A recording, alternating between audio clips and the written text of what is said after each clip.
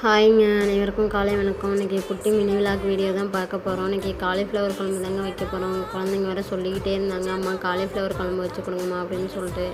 சரி, காலிஃப்ளவர் இருந்துச்சு, இந்த டைமில் செஞ்சு கொடுத்தா தான் இருக்கிற டைமில் செஞ்சு கொடுத்துடலாம் அப்படின்னு சொல்லிட்டு காலிஃப்ளவரையும் இப்போ கட் பண்ணி சுடுதண்ணியில் போட்டு வச்சாச்சுங்க. நம்ம மஞ்சத்தூள் உப்பு போட்டு நல்லா சுடுதண்ணியில் போட்டு வச்சுக்கலாம். அப்போ தான் அதில் உள்ள சின்ன சின்ன புழுக்கள்லாம் செத்து போயிடும். நம்ம சுடுதண்ணியில் போட்டு எடுத்து கழுவி வச்சுக்கலாங்க. இப்போ நம்ம வெங்காயம் தக்காளி வதக்கி விட்டு அரைச்சி ஊற்றி தான் நம்ம குழம்பு வைக்க போகிறோம். எப்படி வைக்கிறேன்னு பாருங்க நீங்களே. இப்போ எண்ணெயை ஊற்றி பெருஞ்சீரகம் போட்டுக்கலாம், தேவைன்னா போட்டுக்கலாம், இல்லைனா இல்லை. வெங்காயம் நம்ம கட் பண்ணி வச்சுருக்க இஞ்சி பூண்டு மிளகாய் எல்லாம் போட்டுக்கலாம், தக்காளியும் போட்டுக்கலாம். நல்லா வதக்கிட்டு அதுக்கு தேவையான அளவு தேங்காய் சின்ன சின்னதாக கட் பண்ணி வச்சுருக்கேன், அதையும் போட்டுக்கலாம். நல்லா வதங்கட்டும். நல்லா பச்சை வாசனை போகிற அளவுக்கு நல்லா வதக்கிட்டு இப்போ மசாலா தாங்க சேர்க்க போகிறோம். நான் மஞ்சத்தூள், மிளகாத்தூள், வரமிளகாத்தூள், குழம்புத்தூள், கரம் மசாலா, இது 5 மசாலாவும் சேர்த்துருக்கேன்.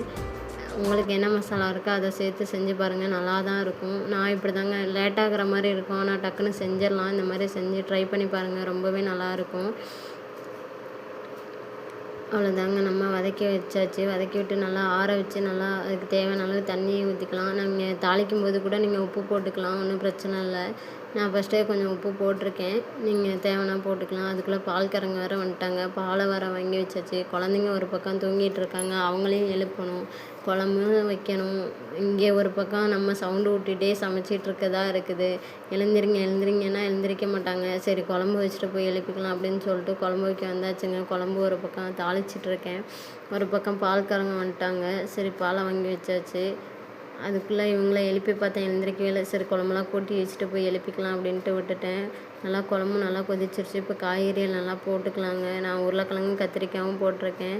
இப்போ ஒரு பக்கம் அரிசியும் ஊறிடுச்சு, அரிசி சாப்பாடும் வச்சாச்சு. சாப்பாடு சரி கரண்ட் அடுப்பில் வைக்கலங்க, இன்றைக்கி கேஸ் அடுப்பில் தான் வச்சுருக்கேன். ஏன்னா லேட்டாகிடுச்சு, டைம் ஆகிடுச்சு. கரண்ட் அடுப்பில் வச்சா லேட் ஆகும்.